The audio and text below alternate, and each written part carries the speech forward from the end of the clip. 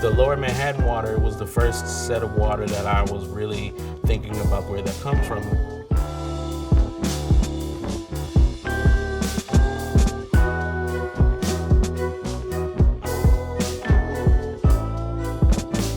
This was one of the first places they settled, and so obviously they brought slaves to this continent and this country. And so I used that water thinking about all the things that could have happened in that water and at that water.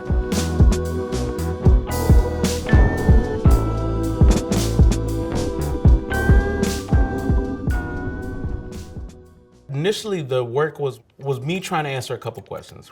One was, how do I talk about history without also then making it gruesome imagery if I want to address something as painful as slavery?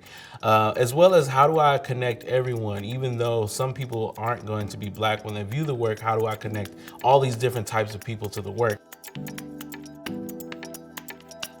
The materials I work with are a multitude of different things, usually acrylic, oil, ink, water from the Pacific Ocean, off the coast of Senegal, Lower Manhattan docks, Lake Michigan, and Milwaukee River, which means I go out, go to these different places, get it, put it in a container, and then bring it back to my studio. This is the water I got from Senegal.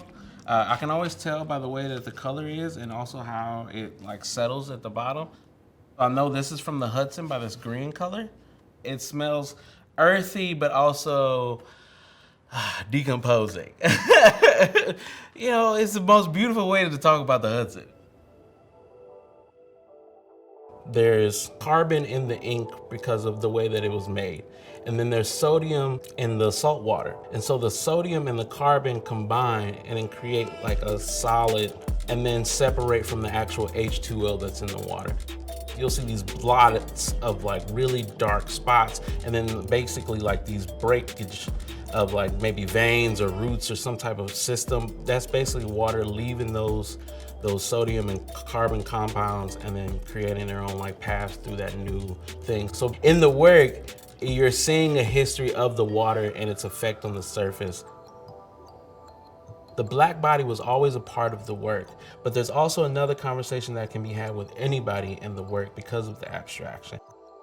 Black people go through the features, come out through the abstraction, whereas other people go through the abstraction and come out through the features.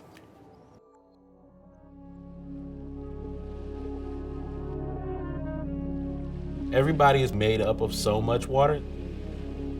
All these people in different ethnicities, different groups, different genders, sexualities, all of that have this a part of them. And to think that all of the water that's on this earth is the same water that's always been on this earth, then that means that the history is still here, continuous. So regardless of whatever I do, this water has millions of years of history, and I'm just trying to document them.